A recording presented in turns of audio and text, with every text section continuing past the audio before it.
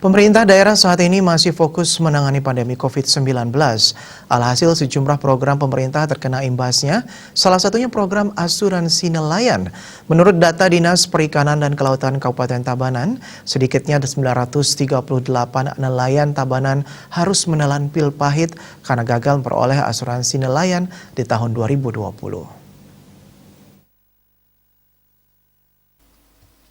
Kepala Dinas Perikanan dan Kelautan Kabupaten Tabanan Ana Agung Ngurah Rakeiswara Selasa mengatakan ketika pihaknya mengajukan 938 orang nelayan terkait dengan asuransi nelayan terpaksa dipending lantaran anggarannya dialokasikan untuk penanganan COVID-19.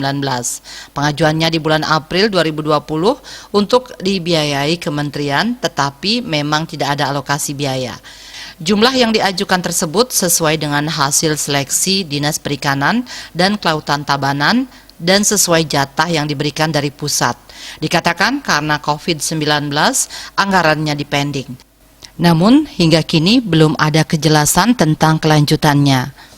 Menurut Rakeiswara, nelayan di Tabanan banyak yang asuransinya berasal dari bantuan pusat dan sudah jatuh tempo. Sebab pusat hanya membiayai mereka untuk tahun pertama, yang selanjutnya di tahun berikutnya nelayan membayar mandiri. Sesuai data dari tahun 2016, jumlah nelayan yang polis asuransinya jatuh tempo berjumlah 1.684. Mereka tidak ada yang melanjutkan secara mandiri. Di tahun 2018, sebanyak 34 nelayan membayar asuransi mandiri, hanya pada 2019 sudah berakhir petanggungannya. Puspawati Bali Pos melaporkan.